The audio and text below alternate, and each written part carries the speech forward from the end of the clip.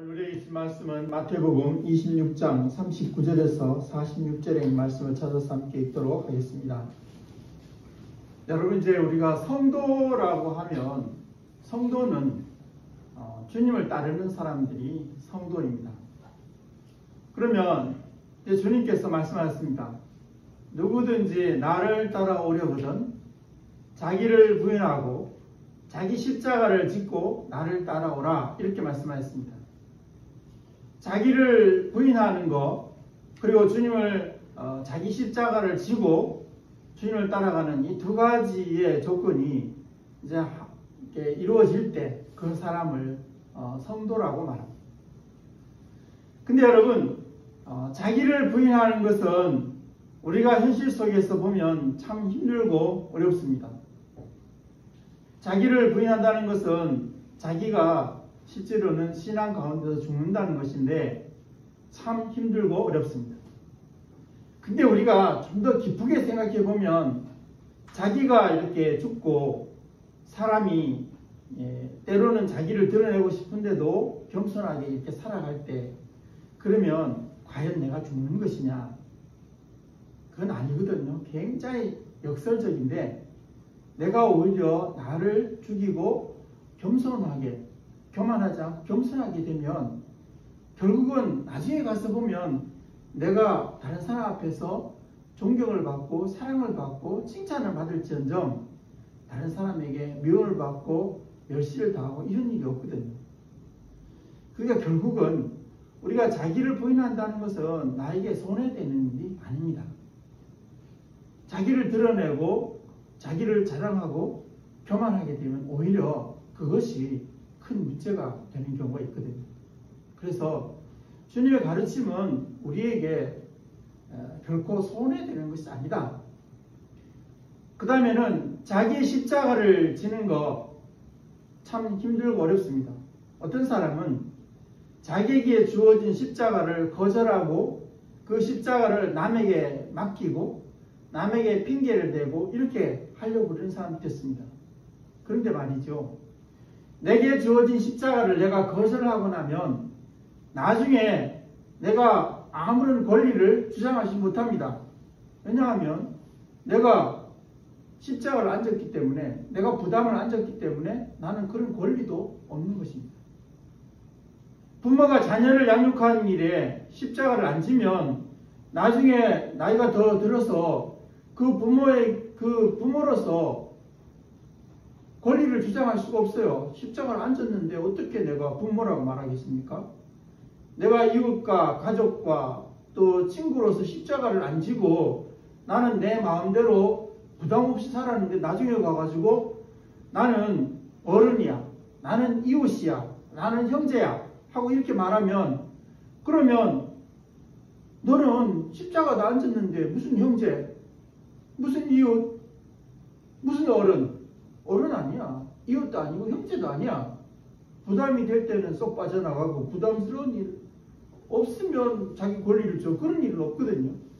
그러니까 우리가 주님이 말씀하신 자기 십자가를 진다고 하는 것은 결국 내 자존감을 높이고 내가 귀하게 되고 그런 의미가 있는 것입니다. 그러면 그게 바로 주님을 따라가는 것인데, 사람들은 그 껍데기에 있는 말만 듣고 십자가를 진다는 그 말 때문에 싫어합니다.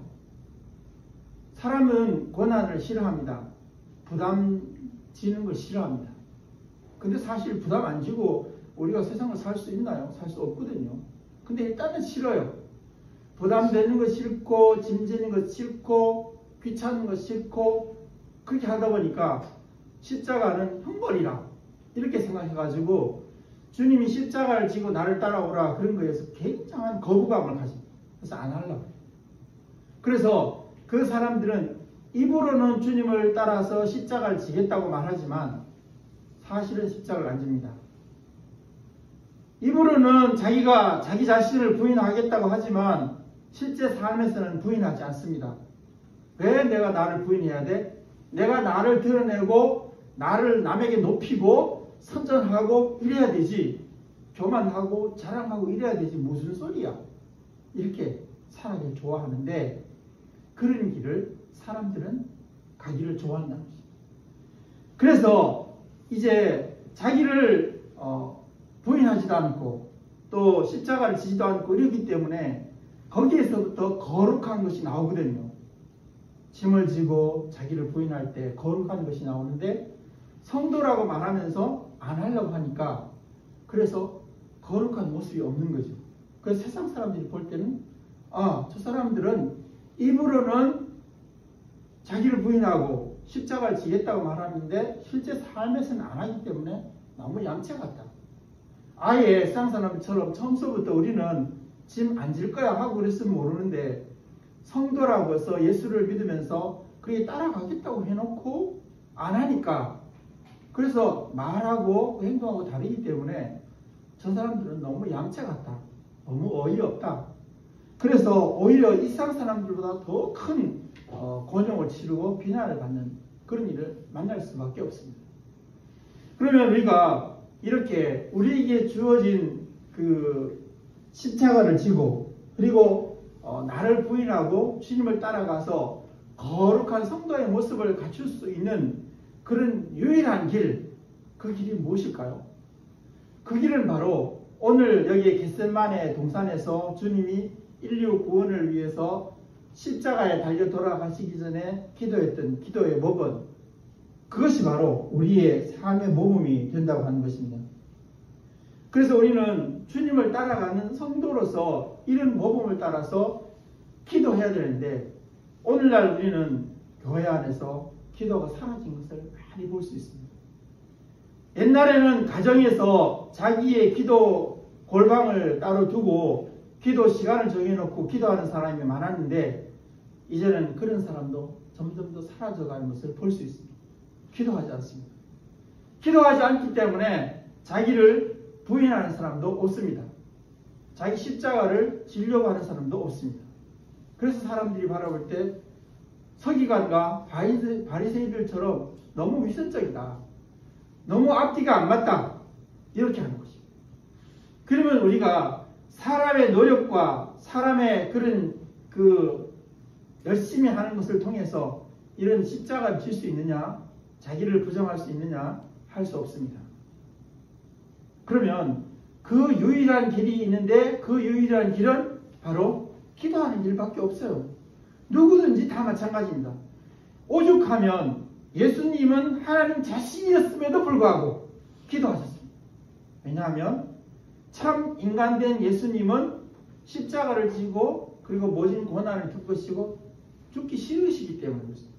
참 인간이기 때문에 죽기 싫은 거예요.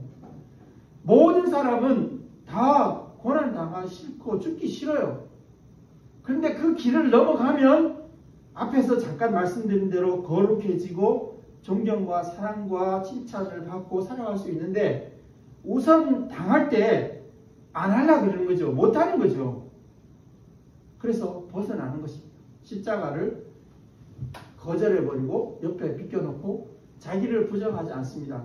나를 나타내고 그렇게 살아가다가 보니까 거룩한 모습이 없어지고 사람들로부터 멸시를 받는 자리에 이르게 되고 자기 자신의 가치가 성도로서의 가치가 한없이 추락된 그런 삶을 살아갈 수밖에 없다는 거죠. 그게 문제인 거죠. 그러면 여기 겟세마네 동산에서 주님이 기도하셨는데 이 기도의 모범을 따라서 우리가 기도하는 길이 유일한 길이라면 어떻게 하면 우리가 기도의 길을 갈 수 있을까? 그것을 오늘 이 말씀 가운데서 한번 생각해 보려고 하는 것입니다. 우리는 기도할 때가 세 가지가 있습니다. 언제 기도해야 되느냐? 오늘 말씀에 따라서 보면 고민하여 죽게 되었을 때 기도해야 됩니다. 내가 고민해서 죽게 되었는데도 아무 일도 안 하고 그냥 하늘만 쳐다보고 앉아있으면 대책이 없어요. 방법이 없어요. 그냥 오는 소낙비를 다 맞아야 돼요. 고민하여 죽게 되었으면 기도해요. 여러분 삼손이 들릴라의 유혹을 받아서 마음에 고민하여 죽게 되었습니다. 내가 육체를 따르느냐 또는 내가 하나님의 길을 가느냐 그것 때문에 막 고민하여 죽게 되었는데 삼손은 그때 기도하지 않았습니다. 그래서 자기가 비참한 길로 갈 수밖에 없었어요. 여러분 고민하여 죽게 되었으면 그냥 앉아서 소낙비를 다 맞지 말고 힘들고 어렵더라도 우리에게 기도해야 되는 것입니다. 기도하는 게 남아있습니다. 기도해야 됩니다. 유일한 길이 그 일밖에 없기 때문에 그렇습니다. 그 다음에는 여러분, 슬퍼서 죽게 되었을 때 기도해야 됩니다. 내가 지금 슬퍼서 죽겠는데 왜 그냥 앉아서 울고만 있냐 말이죠. 여호수아가 아이성을 공격하다가 실패하였을 때 하루 종일 하나님 앞에서 슬피 울면서 금식하면서 기도했습니다. 왜 울고만 있느냐 말입니다. 울고만 있다고 해결이 될 일이 아니잖아요. 오는 시간에 하나님께 기도해야 됩니다. 그게 해결책이에요. 그 해결책을 알면서도 우리 크리스찬들은 점점 더 기도가 멀어집니다. 그래서 아무런 해결을 보지 못하는 경우가 있습니다. 그 다음에 세 번째로는 언제 기도해야 되냐면 기회가 주어졌을 때 기도해야 됩니다. 기회라는 것은요, 아무 때나 오는 게 아니에요. 여러분은 내가 기도하고 싶으면 기도하고 하기 싫으면 안 하고 할 수 있다고 생각하지만 우리가 긴 세월 놓고 시간을 이렇게 놓고 보면 내게 기도할 수 있는 시간이 주어졌을 때 안 하면은요, 다시는 기도 못해요. 내가 마음이 그렇게 기도해야 되겠다 하는 때를 지나가지고 TV를 보고 앉았고 다른 일을 하고 있으면 절대로 기도하는 시간이 다가오지 않아요. 그냥 지나쳐 버리고 맙니다. 그냥 내가 그 고민스럽고 그 슬프고 아픈 일들을 다 그냥 맞이해. 여기에 이 제자들이 주님과 함께 기도할 때가 되었습니다. 기도할 수 있는 기회가 주어졌어요. 근데 기도하지 않았어요. 졸고 있었습니다. 그러니까 아무 일도 할 수가 없었던 것입니다. 그래서 나중에 세 번째 계속 좋으니까 주님께서 와서 이제 말씀하셨습니다. 이제는 인자가 죄의 손에 팔리게 됐다. 나를 파는 자가 가까이 왔다. 이제는 자지 말고 일어나서 가자. 기회가 주어졌는데 안 하고 졸고 있고 자고 있으면 이제는 방법이 없는 거예요. 그냥 다 맞이해야 돼요. 여기에 제자들은 주님께서 기회를 주어줬는데 기도하지 않았기 때문에 그 모든 소나기들을 다 맞이할 수밖에 없어요. 그 모든 고통들을 다 맞이할 수밖에 없었다는 것입니다. 우리는 기도에 때가 있다는 사실을 꼭 기억해야 돼요. 그 다음에 우리가 기도에는 기도의 언어가 있습니다. 여기에 주님의 이 겟세마네 기도에서 기도의 언어는 어떤 기도였냐 하면 우리는 기도할 때 진실한 말을 해야 됩니다. 우리가 기도할 때 거짓되거나 또는 꾸며낸 이야기, 그런 얘기를 말하면 의미가 없죠.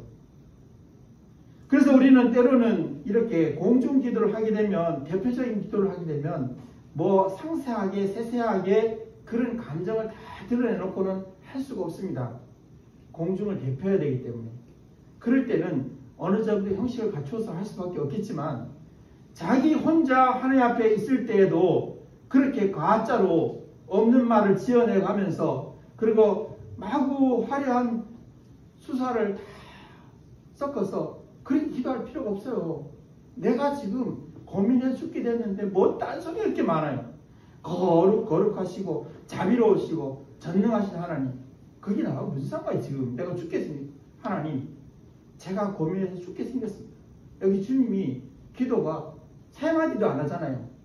내가 지금 고민해 죽게 생겼습니다. 내가 어떻게 하면 죽겠습니까? 내가 이 잔을 마셔야 되겠습니까? 안 마셔야 되겠습니까?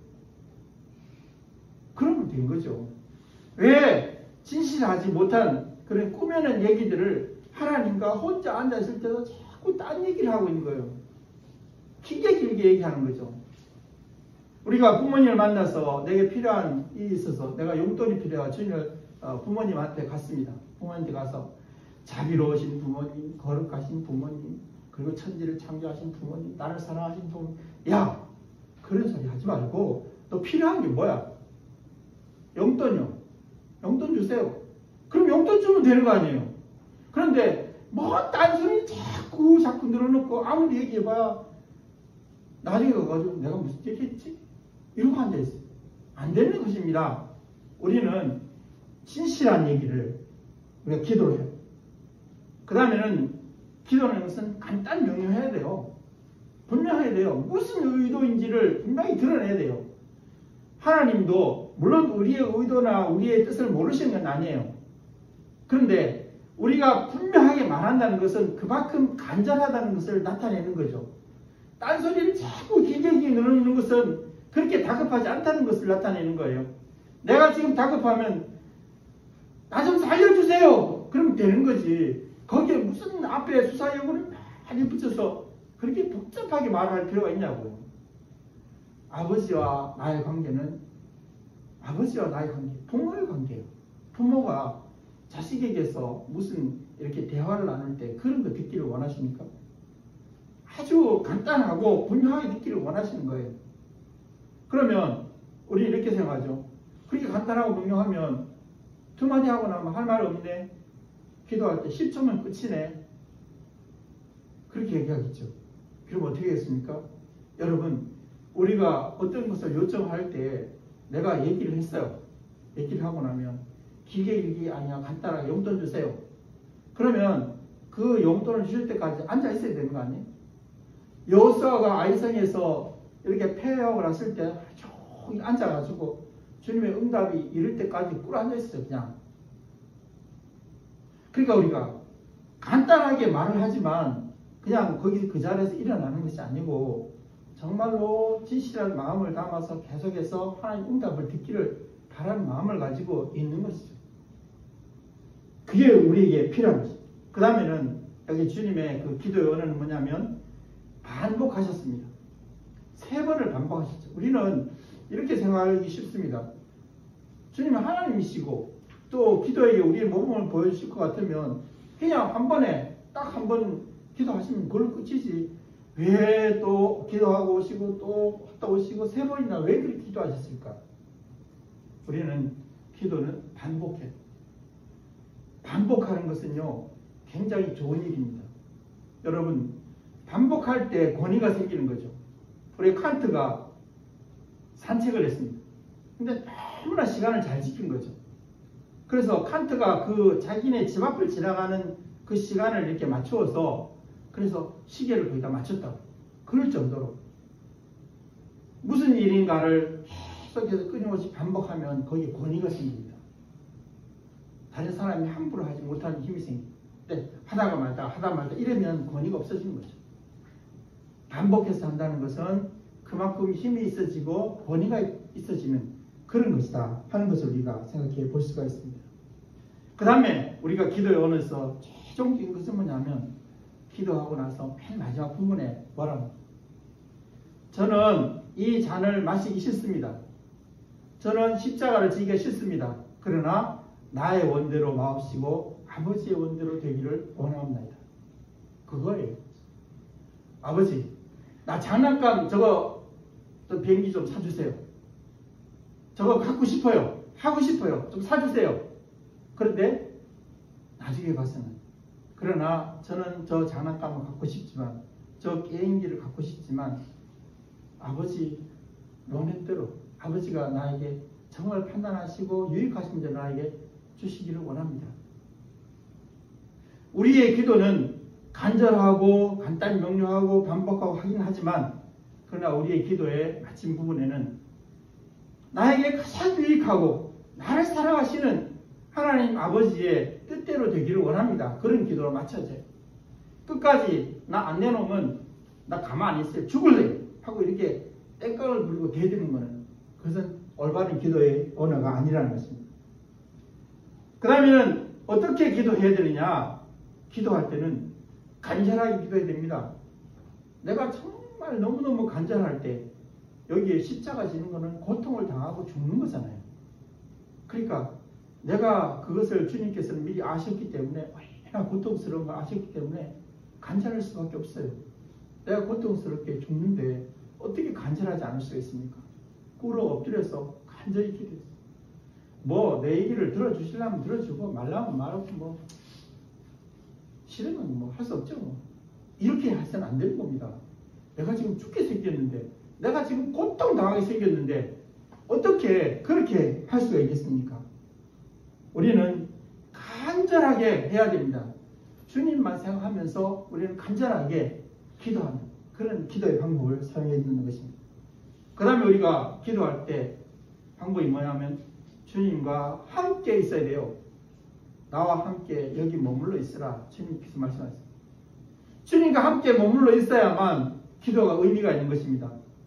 나 혼자 놔두면요 졸다가 또 막 땡깡 부리다가 졸다가 또 딴 생각하다가 온갖 것 다 내가 정말 간절하면 그것만 생각하고 주님만 생각하고 주님 말씀만 생각하면서 온 정신을 다 거기에 모아 있습니다. 주님이 나와 함께 하실 때 그때 기도가 정말로 올바른 기도가 됐습니다. 주님은 떠나가시고 나는 나 혼자 앉아서 졸고 그러면서 딴 생각하고 그러면서 하는 기도는 의미가 없습니다. 주님과 함께하는 기도가 분명히 의미 있는 기도라고 하는 것입니다. 그 다음에는 우리가 기도할 때 어떤 태도가 필요하냐면 깨어서 기도해야 됩니다. 그래서 가끔 가다가 보면 제가 이제 그 하루 종일 바쁘다가 금요일 저녁에 이렇게 앉아 있다 보면 내가 그 조그만 리코더에 나오는 성경을 듣잖아요. 성경 듣다 보면 나도 모르는 사이에 졸고 앉아 있어요. 어느새 이거 몇 장 다 읽었네. 그냥 라디오 들고 난 졸고 있고 시간을 보낼 때가 있어요. 그러면 그 시간은 의미가 없는 것입니다. 주님께서 보실 때 아이고야 너 얼마나 피곤했으면 좋으냐 졸면서 뭐하러 여기 앉아있냐 이런 생각. 우리는 깨어서 기도할 필요가 있습니다. 깨어서 기도하기 위해서는 자기 육신을 자기가 건강하게 해야 되죠. 너무 피곤하게 해놓고 와서 앉아있으면 졸지요. 예전에 시골에서 보면요 이렇게 그 중간중간이 호약불이라고 하죠. 불을 이렇게 넣어놓고 뭐 신기할 때는 이제 그 예배 드릴 때 보통 그 시골에서 8시에 예배를 저녁에 드리는데 여름에 못 신기할 때는 너무 심하게 힘드니까 8시 반 예배를 드려요. 8시 반 예배를 드리는데 이 전도사님이 설교하실 때 옆에서 이렇게 지켜보면 다 졸고 있어요. 하루 종일 못 신기를 해가지고 잠이 와서 못 견디거든요. 그래서 꼬박꼬박 졸면서 15분 그 모시기 차례는 그렇게 수요 예배 드렸던 그런 경험도 우리가 보고 있습니다. 우리는 깨어서 기도해야 돼요. 정신을 바짝 차리고 기도해야 돼요. 그 다음에는 우리가 앞에서 잠시 말씀처럼 반복해서 기도해야 돼요. 한 번 하고 그만두면 안 되는 것이죠. 반복해서. 어떤 분들은 안나 선지자처럼 84세 이상 떠날 때까지 계속해서 기도하는 그런 기도도 필요한 것입니다. 자, 그러면 우리가 이렇게 기도했던 그 결과로 어떤 결과가 나타났겠습니까? 여기 보면 11 제자는 이렇게 졸았어요. 주님이 3번 동안 갔다 오신 동안 계속 졸았어요. 졸았으니까 결국 어떤 일이 생겼습니까? 예수님께서 나의 주님이시고 나의 하나님이시고 이렇게 고백했던 주님께서 십자가에 달려 돌아가시고 고난당하시고 그런 그 모든 과정에서 싹 도망가 버리고 회피하고 숨어버렸어요. 그리고 절망하고 좌절해가지고 자기가 옛날에 살았던 그 갈릴리 바다로 고기 잡으러 가버리고 말았습니다. 근데 여러분 우리가 성경에서 보면 놀라운 분들이 있죠. 막달라 마리아 같은 여러분이 아마 예루살렘 성지 순례를 가면 그 중간에 그 예수님이 피 흘리고 넘어져 있는데 자기 손수건을 꺼내가지고 예수님 핏자국을 이렇게 닦아주는 그 부조물이 이렇게 있는 거 볼 것입니다. 막달라 마리아는 7 귀신이 들렸던 사람이고 사람들에게 사람 취급을 못 받던 사람이에요. 여기에 베드로나 이런 사람처럼 예수님이 직접 뽑아가지고 사도가 된 사람도 아니에요. 그런데 그분은 예수님께서 십자가에 달려 돌아가 쓰러졌을 때 자기 손수건을 꺼내서 예수님의 얼굴에 묻은 피를 닦아줬던 그런 일을 할 수 있어요. 달랐죠. 11 제자는 기도하지 않았기 때문에 할 수 없었어요. 도망가 버리고 그리고 다시 갈릴리로 갈 수밖에 없어요. 주님은 이런 모든 일을 다 기도로 이겨내시고 인류 구속의 역사를 이루셨습니다. 기도해야 된다는 것입니다. 근데 여러분 마지막으로 이거 생각해보면 기도할 때 방해꾼이 있어요. 우리가 그렇게 기도하고 싶은데 우리를 방해하는 것이 있습니다. 그 방해꾼이 무엇이냐면 우리는 사탄이 우리를 유혹해서 기도하지 못하게 하십니다. 왜냐하면 기도는 최고의 무기고 우리의 마지막 무기고 그리고 무엇이든지 할 수 있는 능력이 그 기도 속에 있기 때문에 사탄이 절대로 우리가 기도하도록 내버려 두지 않습니다. 무슨 유혹을 해서라도 우리가 기도하지 못하도록 할 것입니다. 우리가 기도 시간이 되고 기도를 해야 될 때는 그런 것 저런 것 다 떨쳐버릴 수 있어야 됩니다. 사탄은 우리가 기도하지 못하게 하면 기도하면 안 되니까 기도하면 모든 것 다 할 수 있기 때문에 못하게 하기 위해서 기도 못하게 유혹을 합니다. 욥은 이렇게 두 번이나 자기의 모든 것을 다 잃어버렸어도 결국 기도해서 모든 것을 다시 회복할 수 있게 되었습니다. 그 다음에는 우리가 기도를 방해하는데 방해가 되는 것은 우리의 마음의 병입니다. 우리 마음속에 우리가 예수를 믿으면서 어떤 생각을 가지냐면 나는 혼자 살고 있다. 혼자 괴롭다. 나는 지금 소낙비를 혼자 다 맡고 있다. 그런 생각을 하는 거예요. 주님이 분명히 내 손을 잡으시고 나와 함께 계신데도 불구하고 그것을 믿지도 않고 느끼지도 못하고 나 혼자 있구나. 나 정말 외로워. 답답해. 여러분 사람이요. 제일 힘들고 어려울 때면 나 혼자 걸어가고 있다 생각할 때 참 힘들어 어려워요. 못 견뎌요. 나하고 힘든 사람이 함께 손을 잡고 있으면 괜찮아요. 같이 가는 사람 있잖아요. 같이 손을 잡고 간다는 게 얼마나 우리에게 마음이 든든하고 좋은 일인지 알 수가 없어요. 우리는 같이 손을 잡고 가고 있어요. 우리 교회 안의 성도들 우리는 영적으로 같이 손을 잡고 가고 있어요. 여러분 혼자가 절대로 아닙니다. 여러분을 위해서 서로가 기도해주고 격려해주고 하는 우리의 손길이 서로 있습니다. 우리의 부모님들이 계십니다. 그렇기 때문에 우리는 절대로 나 혼자라고 생각하면 안 됩니다. 나 혼자가 아니에요. 여러분 혼자가 아니에요. 여러분 주변에서 모든 것들이 다 떠나가도 주님은 여러분과 함께 계십니다. 그래서 여러분 우리는 시편을 읽으면서 이런 생각할 때가 있습니다. 다윗이 뭐라 그러냐면 나의 부모님은 나를 버렸지만 이런 구절이 있어요. 다윗의 부모님은 이 다윗을 버렸다고 했어요. 다윗이 그런 고백을 했어요. 그렇지만 주님은 나와 함께 계십니다. 주님이 함께 계시기 때문에 우리가 그럴 필요 없어요. 그 다음에 이제 우리가 힘든 게 뭐냐면 마음의 병이 뭐냐면 절망입니다. 나는 이제 끝났어. 안 돼. 더 이상 어떻게 해볼 도리가 없어. 그렇게 되었을 때 그때 모든 것들이 다시 회복되는 놀라운 계기가 된다는 사실을 알아요. 내가 내 자신을 완전히 포기하고 나 이제는 할 수 없어. 아무것도 할 수 없어요 주님. 나 이제 가진 것도 없고 할 수도 없고 아무것도 없어요. 그럴 때 주님께서 우리의 손을 잡고 우리가 할 수 없는 일을 해주시는 것입니다. 홍해를 건너갈 수 있도록 해주신 겁니다. 그래서 우리는 절망할 필요가 없습니다. 주님과 함께 가면서 절망할 필요가 없습니다. 근데 우리의 마음속에서 자꾸 우리를 절망하게 해서 기도도 못하게 하고 소망도 못 가지게 하고 그럴 때 여러분 그 절망을 떨쳐내기를 바랍니다. 그 다음에는 우리에게 있어서 관계가 되는 것이 뭐냐면 육신의 연약함입니다. 여기에 제자들은 너무너무 눈이 피곤해서 못 살아요. 그래서 졸았어요. 지금 주님이 죽는 과정에 있어가지고 지금 절약한 순간인데도 그냥 너무 졸려서 못 사는 거예요. 여러분 사람이요 이 눈꺼풀은 지구의 무게가 더 무겁다고 졸리니까 방법이 없는 거죠. 그러니까 여러분이 급한 일이 있어 기도해야 될 일이 생기거든 나 자신의 육신을 너무 힘들게 하지 말아야 돼요. 가족이 막 힘들게 분노하게 쫓아다니다가 와서 앉아있는데 졸리죠. 안 되는 것입니다.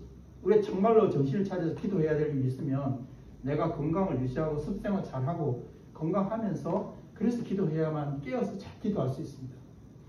여러분 우리는 주님을 따르는 성도입니다. 성도는 자기를 부인하고 십자가를 지고 주님을 따르는 사람이 성도입니다. 그런데 그렇게 할 수 있는 것은 오직 기도 이외에는 다른 방법이 없습니다. 내가 위험하고 위급하고 힘들고 어려울 때 고민해서 죽게 되었을 때 슬퍼서 죽게 되었을 때 앉아서 울고만 있지 말고 하나님께 기도해서 오히려 그것을 전화위복으로 삼아서 주님처럼 인류 구속의 대역사를 이루어가는 것을 여러분이 체험할 수 있기를 바랍니다. 하나님 아버지, 이제 또한 우리가 주님의 겟세마네 동산에서의 기도를 생각하고 우리가 참으로 때로는 절망 상태에 있고 힘들고 어려운 일을 만났을 때 주저앉지 않도록 도와주시옵소서. 내 손을 잡고 내 마음을 움직이시는 하나님이 나와 같이 계시다는 사실을 잊지 않게 해주시고 우리가 정말 기도하지 못하게 하는 여러 많은 유혹과 많은 것으로부터 우리가 떨쳐내고 하나님께 기도해서 우리의 성도의 길을 잘 걸어가고 하나님 우리에게 맡겨주신 놀라운 일을 다 할 수 있는 우리가 되게 해 주시옵소서. 예수님의 이름으로 기도하옵나이다.